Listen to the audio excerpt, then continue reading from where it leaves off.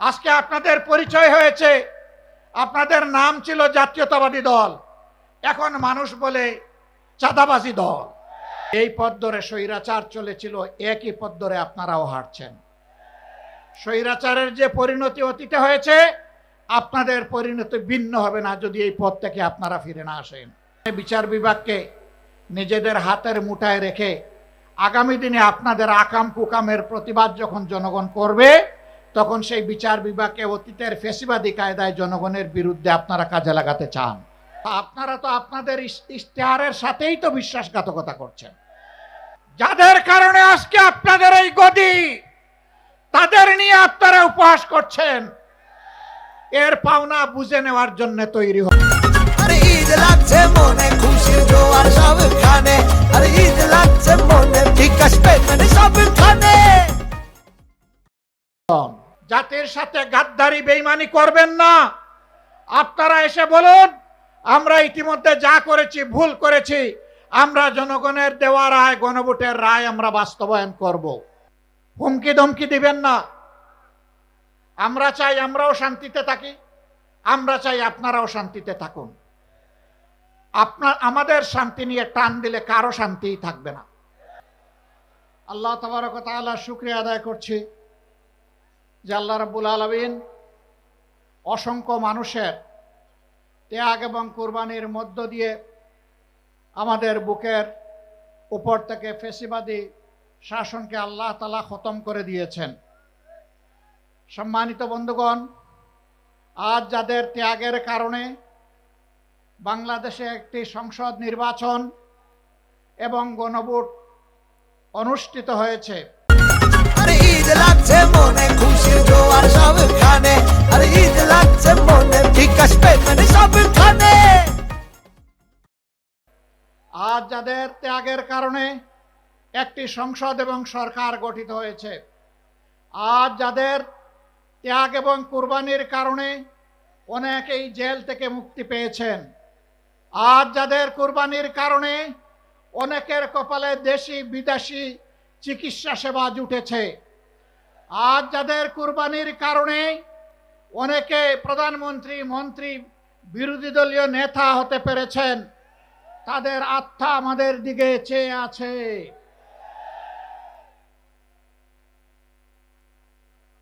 আল্লাহ রাব্বুল আলামিন সব কিছুর পূর্ণাঙ্গ এবং নির্ভুল সাক্ষী। এই পরিবর্তন যখন হয়, তখন একদল জানবাজ তরুণ এবং তরুণী সামনে এসে বুক চিতিয়ে তারা ভয়কে জয় করে গুলির মুখে আন্দোলন গড়ে তুলেছিল। এটি সঠিক। 15.5 বছর ফ্যাসিবাদী শাসনের বিরুদ্ধে আমরা যারা বিরোধী দলে ছিলাম, দফায় দফায় আন্দোলন করেছি, কিন্তু আমাদের আন্দোলনের মুখে ফ্যাসিবাদীরা পালিয়ে যায়নি। যেদিন এই তরুণ তরুণীরা সিদ্ধান্ত নিয়ে সামনে এসেছিল, জনগণ তাদের ডাকে সাড়া দিয়েছিল। নারী, পুরুষ, শিশু, কিশোর, যুবক, আবাল, বৃদ্ধ, বনিতা সকলে রাস্তায় নেমে এসেছিল।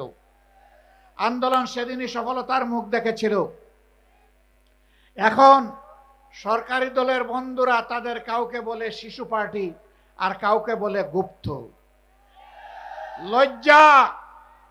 যাদের কারণে আজকে আপনাদের এই গদি, তাদের নিয়ে আপনারা উপহাস করছেন। এর পাওনা বুঝে নেওয়ার জন্য তৈরি হন। এই জাতি ঠিকই পাওনা বুঝিয়ে দেবে আপনাদেরকে। আপনারা জাতিকে ধোঁকা দিয়েছেন এবং ইতিমধ্যে তা স্বীকার করে নিয়েছেন। আপনাদের নেতা বলেছিলেন, আমরা যদি ধোঁকা দেই, আগামীতে জনগণ আমাদেরকে আস্থা করে নিক্ষেপ করবে। সেই আস্থা করে দেখার জন্য আপনারা তৈরি হন। গণভোটের রায় অগ্রাহ্য করার মানে হচ্ছে এদেশের জনগণকে অপমান করা, তাদের ভোটকে অস্বীকার করা, তাদের রায়ের প্রতি বৃদ্ধাঙ্গুলি দেখানো। মনে রাখবেন, জনগণের বিরুদ্ধে দাঁড়িয়ে অতীতে কেউ কোনোদিন রেহাই পায়নি, আপনারাও রেহাই পাবেন না। সময় থাকতে অনুরোধ করি, এখনো সৎ পথে ফিরে আসুন, জাতির সাথে গাদ্দারি বেইমানি করবেন না। আপনারা এসে বলুন আমরা ইতিমধ্যে যা করেছি ভুল করেছি, আমরা জনগণের দেওয়া রায়, গণভোটের রায় আমরা বাস্তবায়ন করব। হয়তো জনগণ তখন আপনাদেরকে ক্ষমা করবে। আপনারা বলেন আপনারা নাকি সংস্কারের প্রবক্তা, আপনাদের আগে কেউ সংস্কার কর্মসূচি ঘোষণা করে নাই, কিন্তু আফসোস আপনাদের সংস্কার কর্মসূচির প্রথম দফার সাথে আপনারাই আজকে গাদ্দারি করছেন। এই দফায় লেখা আছে আপনারা যদি নির্বাচিত হন তাহলে এই দেশকে মেরামত করা লাগবে, আর মেরামত করতে হলে সংবিধানের সংস্কার সাধন করা লাগবে। আজকে আপনারা বলছেন সংস্কার কি জিনিস সংবিধানের আপনারা বুঝেন না। তাহলে কি আপনারা শিশুর মতো না বুঝে প্রথম দফায় লিখেছিলেন?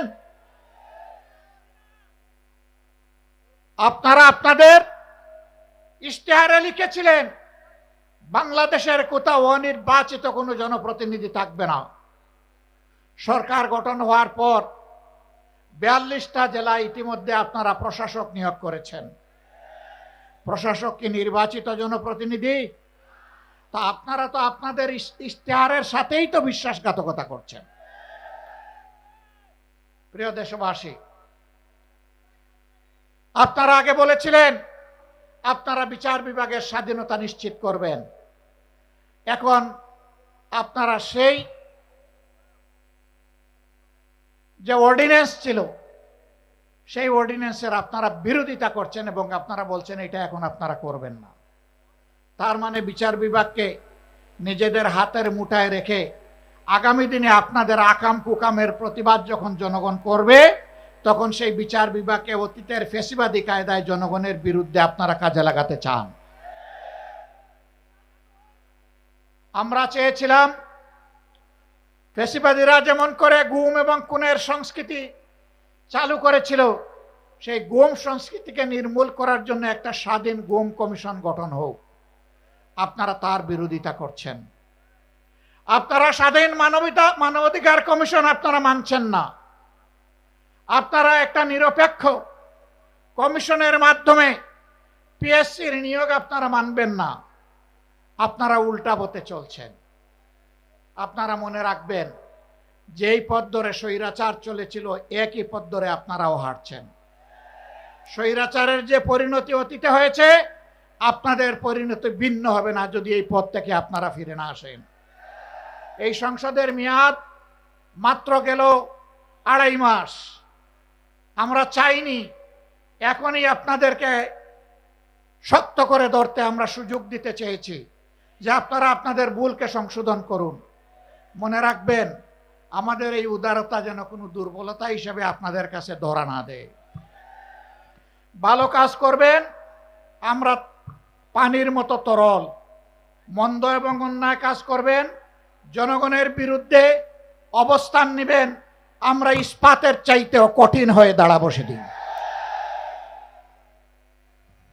দেশ এবং জনগণের কোনো ক্ষতি আমরা মেনে নেব না। আপনাদের নেতা বলেছিলেন দুর্নীতিকে টুটি চেপে ধরবেন। আপনারা ক্ষমতায় এসেই বললেন যদি সমঝোতার ভিত্তিতে কিছু নেওয়া হয় এটা চাঁদা হবে না। ধিক্কার জানাই। আজকে আপনাদের পরিচয় হয়েছে, আপনাদের নাম ছিল জাতীয়তাবাদী দল, এখন মানুষ বলে চাঁদাবাজি দল। একজন চাঁদাবাজকেও আপনারা কবজায় আনেন নাই। জনগণ বিশ্বাস করতে বাধ্য হবে মাথা থেকে পায়ের পাতা সবাই চাঁদাবাজ। নাইলে কেন চাঁদাবাজি বন্ধ হচ্ছে না? সব জায়গায় কেন দুর্নীতির মহা উৎসব চলছে? গায়ের জুড়ে সব জায়গায় রাজনৈতিক দখলবাজি কেন চলছে? বাংলাদেশ ব্যাংকের মতো সেন্ট্রাল ব্যাংকের জায়গাটাও আপনারা ঠিক রাখলেন না। সেখানে একজন দলখানা লোককে আপনারা, অযোগ্য লোককে আপনারা বসাই দিলেন।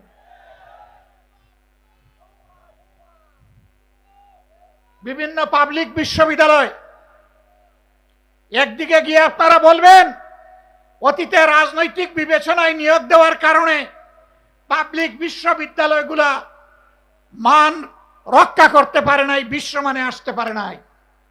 আবার আপনারা দক্ষ বিসি, প্রবিসি, প্রক্টর, প্রভুস্ট সবাইকে সরিয়ে দিয়ে দলখানা লোকদেরকে সেখানে বসাবেন। জাতির সাথে এটি হচ্ছে প্রহসন।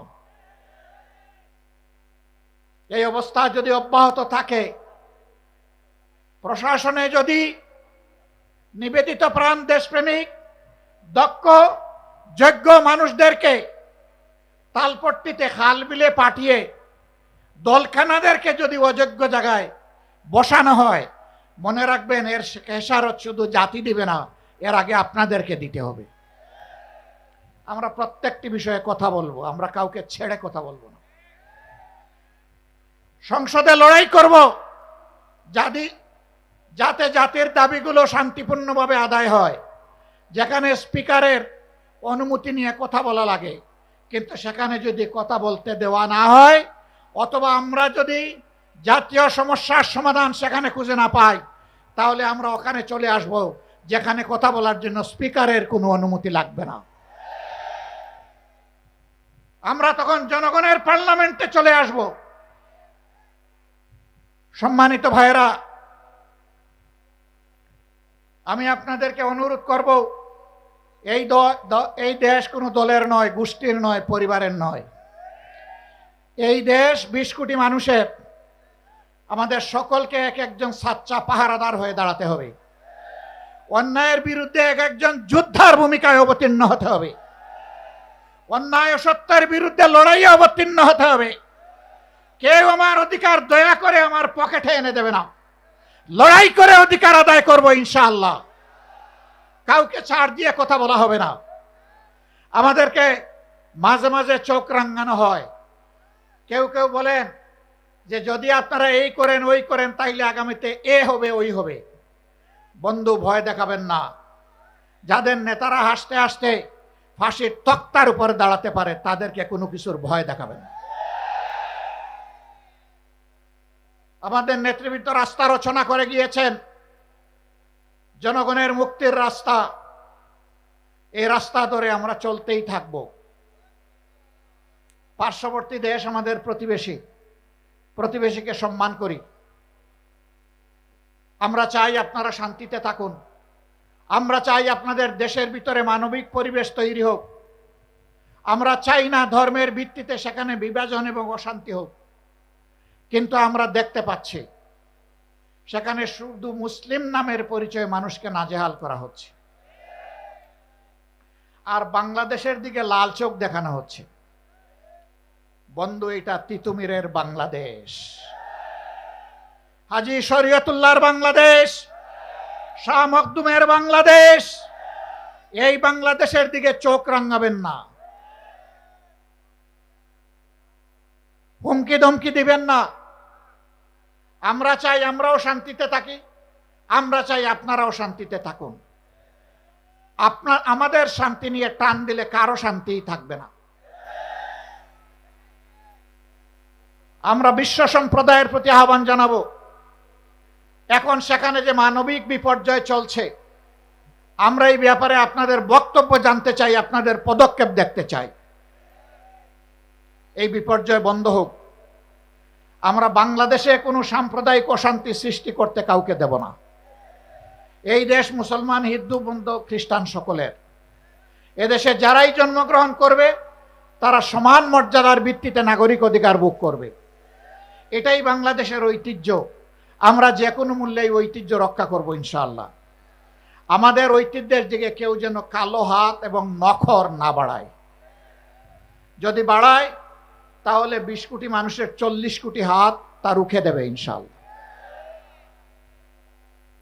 সম্মানিত ভাইয়েরা, এখন দেশের অতীতের যে সমস্ত ক্ষতি হয়েছে, অর্থনীতি বিধ্বস্ত হয়ে কর্পোরেশন লুটপাট করে শেষ করে দেওয়া হয়েছে,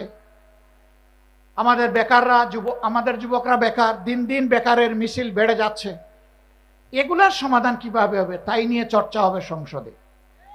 আশ্চর্যের ব্যাপার, এখন চর্চা হয় 55 বছর আগে কে কি ছিল না ছিল বাহাদুরি দেখানো। যার যে ভূমিকা ছিল আমরা তার জন্য স্যালিউট জানাই।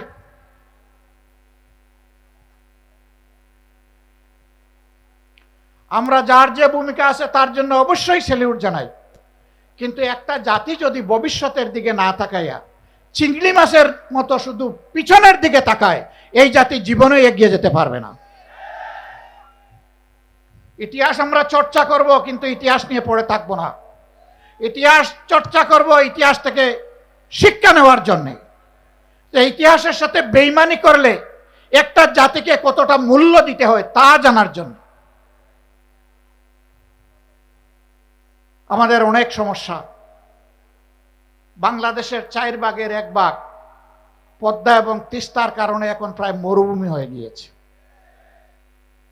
আওয়ামী লীগের প্রথম সরকার ক্ষমতায় আসার পর পরীক্ষামূলকভাবে 15 দিনের জন্য ফারাক্কাবাদ এটা বাস্তবায়নের সুযোগ দিয়েছিল, এর কার্যক্রম চালানোর সুযোগ দিয়েছিল। 55 বছরেও 15 দিন শেষ হয় না।